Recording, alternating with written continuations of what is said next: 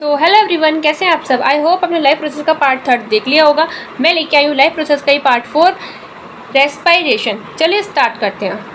अब रेस्पिरेशन नाम सुनते ही बहुत सारे बच्चों के मन में क्वेश्चन आ रहा होगा कि मैम रेस्पिरेशन और ब्रीथिंग दोनों एक ही प्रोसेस होती है। तो इसका आंसर है नहीं। आप वीडियो के एंड तक देखिए और आप खुद क्लियरिफाई कर पाएंगे कि रेस्पिरेशन और ब्रीथिंग दोनों अलग अलग प्रोसेस होती है। आपका कॉन्सेप्ट एकदम क्रिस्टल क्लियर हो जाएगा। चलिए स्टार्ट करते हैं।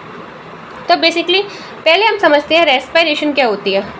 तो respiration it is a process which cell break down food glucose in the presence of oxygen to release energy. मतलब एक ऐसी प्रोसेस है फूड का ब्रेक डाउन हो ऑक्सीजन के प्रेजेंस में और उससे क्या मिले, हमें एनर्जी। अब बच्चों देखो, हम अपनी डेली लाइफ में बहुत तरह की एक्टिविटीज़ करते हैं, जैसे कि रनिंग, रीडिंग, गेम्स वगैरह खेलना, बहुत सारी। तो उसके लिए हमें एनर्जी कहाँ से मिलती है? ऑफकोर्स फूड से मिलती है। अब वो फूड एनर्जी में कन्वर्ट कैसे होता है? तो उसी प्रोसेस को बोलते हैं हम रेस्पिरेशन। अब क्वेश्चन आता है वाई इज़ इट इम्पोर्टेंट। अब ये इम्पोर्टेंट क्यों है? ठीक है, देखो इससे हमें सबसे पहले तो इम्पोर्टेंट क्यों है, इससे हमें एनर्जी मिलेगी। अगर एनर्जी नहीं मिलेगी तो हमारी बॉडी कैसा फील करेगी? लेजी फील करेगी। Energy needed for growth, movement, repair and more. Energy हमारी बॉडी के हर एक काम के लिए ज़रूरी, ग्रोथ के लिए, मूवमेंट के लिए, रिपेयर के लिए और भी काम के लिए। Help in maintaining, body temperature को मेंटेन करके रखती है। Occur in all living cell, और ये हर लिविंग सेल के अंदर होती है, हर लिविंग सेल में होती है, हर बॉडी। तो अब हम अपने थर्ड पार्ट पे जाते हैं, टाइप्स ऑफ रेस्पिरेशन। कितने टाइप्स की रेस्पिरेशन होती हैं? हमारे 2 टाइप्स की रेस्पिरेशन होती हैं, एरोबिक और एनारोबिक। एरोबिक रेस्पिरेशन क्या होती है? जो ऑक्सीजन की प्रेजेंस में होती है, जिसमें हमारा फूड कंप्लीटली ब्रेक डाउन हो जाता है। ये कहाँ पे होती है? हमारी अकर in cytoplasm and mitochondria.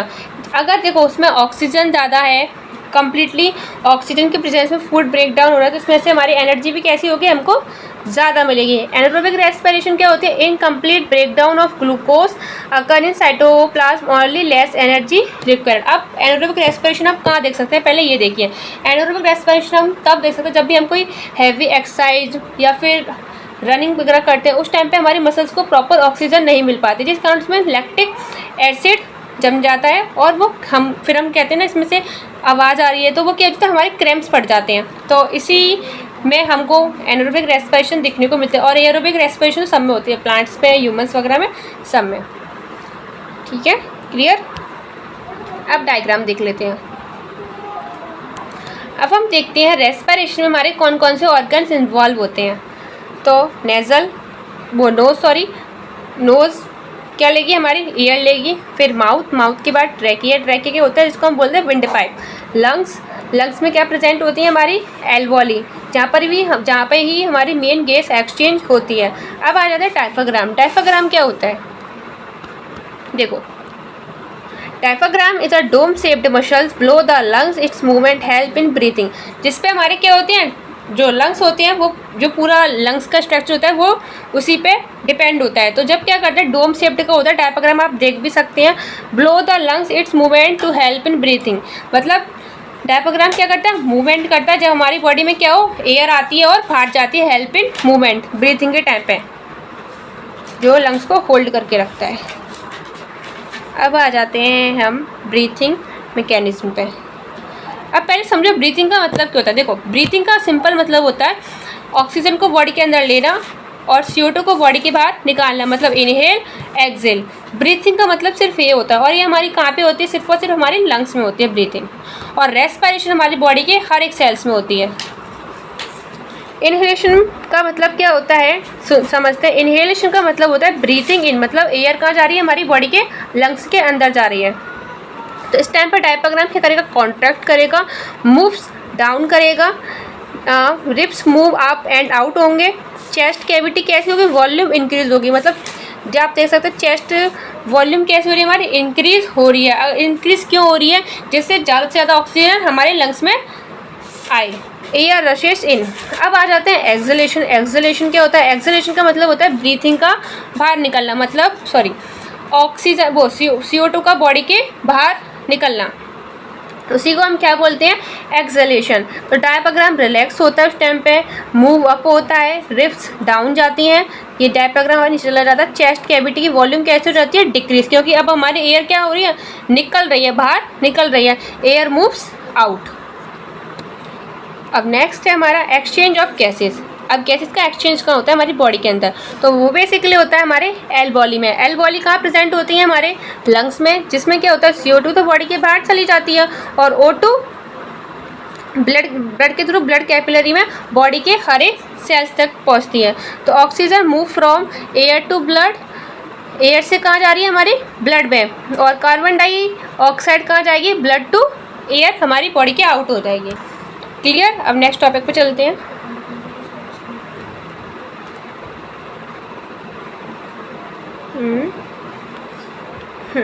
Overall equation हम देख लेते हैं एरोबिक और एनारोबिक रेस्पिरेशन की, क्योंकि जब हम एरोबिक और एनारोबिक रेस्पिरेशन में डिफरेंस बिटवीन लिखते हैं तो उसके साथ में हम दोनों के इक्वेशन भी लिखते हैं, तो बहुत ज़्यादा इंपॉर्टेंट है।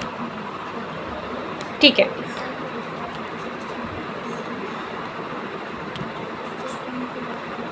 टू मिनट्स, इसको रेस करते हैं।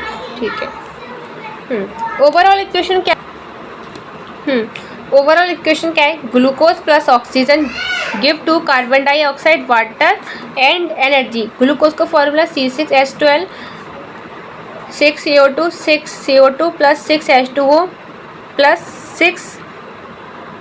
Plus energy. एनर्जी किसकी फॉर्म में आएगी, ATP की फॉर्म में हमारी स्टोर। अब हम स्टेप देख लेते हैं एनारोबिक रेस्पिरेशन के। स्टेप क्या होता है, सबसे पहले ग्लूकोज हमारा ब्रेक डाउन होगा, उस प्रोसेस को हम क्या बोलेंगे, ग्लाइकोलाइसिस। एंटर माइटोकॉन्ड्रिया में करेगा, फिर माइटोकॉन्ड्रिया क्या करेगा, माइटोकॉन्ड्रिया का तो हम बोलते हैं power house of the cell, जो हमारे लिए ATP बनाएगा, CO2 और एनर्जी। ATP की फॉर्म क्या होती है, एडेनोसिन ट्राइफॉस्फेट, याद रखना। अब हम सेम उसी तरीके से एनारोबिक की देख लेते हैं।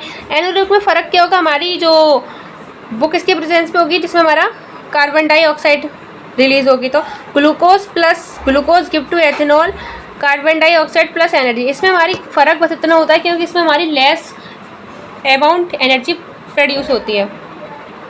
इसमें जो भी हमारा ग्लूकोज है वो कम्प्लीटली डिसोशिएट नहीं हो पाता है। तो C6H12 गिव टू C2H5OH, इसमें क्या बनेगा, हमारा ethanol plus CO2 plus energy. ठीक है, हमारी एरोबिक रेस्पिरेशन में क्या बनी थी, O2, और इसमें क्या बनेगा, हमारा एथेनॉल, याद रखना। अब हम बात करते हैं ये कहाँ पे होती है, where it occur. Anaerobic respiration हमारी कहाँ पे देखने को मिलती है, इन ईस्ट क्या है, जिससे जो हमारी प्लेट वगैरह बनाने में यूज़ की जाती है। ठीक है, इन अवर मसल्स ड्यूरिंग हैवी एक्सरसाइज। अभी मैंने आपको बताया था, जब भी हम कोई हैवी वर्कआउट वगैरह करते हैं, कोई हैवी एक्सरसाइज वगैरह करते हैं, उस टाइम पे हमारे मसल्स को प्रॉपर ऑक्सीजन नहीं मिल पाती। क्या जम जाता है उसमें, लैक्टिक एसिड। क्लियर। अब हम कुछ की फैक्ट्स पढ़ लेते हैं। ठीक है, तो अकर इन ऑल लिविंग सेल, अगर डे एंड नाइट, रात में भी होती है, दिन में भी होती है। ठीक है, energy stored in the form of ATP की फॉर्म में एनर्जी स्टोर होती है हमारी, help in on life process के लिए। वेस्ट गैस यानी CO2 हमारी बॉडी के बाहर रिमूव हो जाती है। अब हम देख लेते हैं बच्चों कि हमने देखो कौन कौन टॉपिक क्लियर कर लिया अभी तक। लाइफ प्रोसेस कंप्लीट कर लिया था हमारी फर्स्ट वीडियो में, सेकेंड में हमने न्यूट्रिशन ऑर्गेनिज्म कर लिया था, रेस्पिरेशन हम कर रहे हैं, और ट्रांसपोर्टेशन रह गया है, और हमारा एक्सक्रीशन रह गया है। ठीक है, चलिए अब हम इसमें वैसे तो हमने सारा पढ़ लिया है, लेकिन कुछ पॉइंट्स हैं जो अभी हमने पढ़े नहीं है, इनको जल्दी पढ़ लेते हैं। ठीक है, तो रेस्पिरेशन हमने पढ़ ली। रेस्पिरेशन कैसी प्रोसेस थी,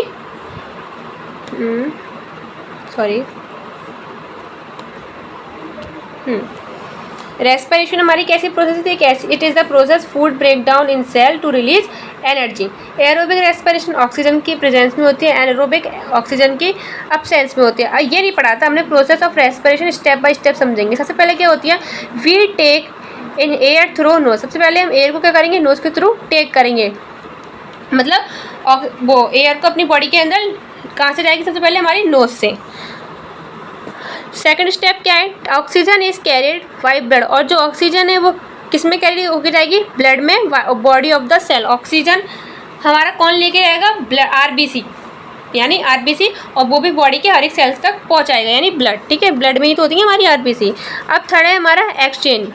एक्सचेंज में क्या होगा, ऑक्सीजन गोस इनटू सेल, ऑक्सीजन सेल के अंदर पहुंच जाएगी और कार्बन डाइऑक्साइड बॉडी के बाहर निकल जाएगी। यूटिलाइजेशन क्या होगा, सेल ब्रेक डाउन होगा, ग्लूकोज यूजिंग ऑक्सीजन, और इसमें से क्या होगा, रिलीज एनर्जी हो जाएगी। रिमूवल, रिमूवल का मतलब क्या क्या निकलेगा, क्या क्या रिमूव किया जाएगा बॉडी से।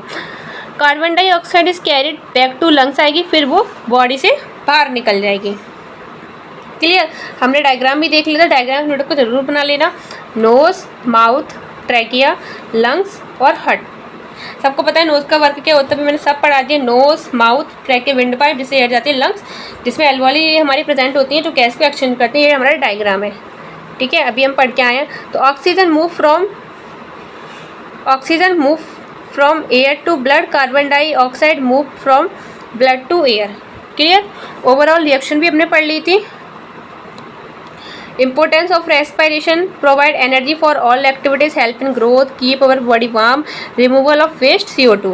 और ये भी हमने देख लिया था, जब भी हम कोई हैवी एक्सरसाइज वगैरह करते हैं, we breathe faster, you needs more oxygen to remove carbon dioxide. जब भी हम कोई एक्सरसाइज वगैरह करते हैं, जनरली क्या करते हैं, ऑक्सीजन लेते हैं और कार्बन डाइऑक्साइड जनरली मात्रा में रिमूव करते हैं। क्लियर, अब हम ये पढ़ लेते हैं। की पॉइंट्स क्या है, energy release during respiration in the form of ATP. Energy किस फॉर्म में रिलीज होती है, एटीपी। एटीपी की फुल फॉर्म होती है एडेनोसिन ट्राइफॉस्फेट। बच्चों ये हमेशा एमसीक्यू में पूछ ली जाती है। ATP is use for life process, it is energy currency of the cell. ये क्या है, हमारी सेल की एनर्जी करेंसी है। क्लियर, चलो अब हम पढ़ेंगे रेस्पिरेशन प्लांट। क्या मैम प्लांट भी रेस्पिरेशन करते हैं? हाँ, प्लांट भी हमारे क्या करते हैं, रेस्पिरेशन करते हैं। तो प्लांट के पास तो लंग्स नहीं होते, तो प्लांट में क्या प्रेजेंट होता है, हमारे स्टोमेटा। स्टोमेटा का वर्क क्या होता है, जो हमारी लीव्स में छोटे छोटे पार्टिकल्स में होता है, मतलब प्रेजेंट होता है स्टोमेटा, जिसका वर्क क्या होता है, और गैसेस को एक्सचेंज करना, ठीक है, O2 को लेना और CO2 को रिमूव करना। अब बहुत सारे देखो बच्चों, रेस्पिरेशन में क्या होता है, O2 आती है और CO2 बाहर निकलते हैं, लेकिन वो जो हमारी फोटोसिंथेसिस होती है उसमें बिल्कुल उल्टा होता है। मैंने आपको जो पहली वाली वीडियो थी उसमें एकदम आपको क्लियर कर दिया, आप उसको जाके देख लेना, अब जिस बच्चे ने अभी नहीं देखी है, ठीक है। याद रखना, रेस्पिरेशन और फोटोसिंथेसिस में भी फर्क होता है। Occur in all living cell, intake oxygen intake करेगी, enter through stomata. Oxygen is used to break down glucose in cell, energy release होगी in the form of ATP. ATP की फुल फॉर्म बताओ जल्दी कमेंट सेक्शन में लिख के भी। Carbon dioxide, 2 minutes देखते हैं। Carbon dioxide, CO2 and water are release. Key points क्या है, occur in all living cell में होती है, take place day and night, release energy ATP, used for all life process, plant respire all the time to stay alive and get energy। तो bye bye बच्चों, आपसे मिलते हैं अगली class में। और हाँ, नोट्स बनाते जाइए, रिवीजन करते रहिए, जिससे आपको भी प्रॉब्लम नहीं होगी।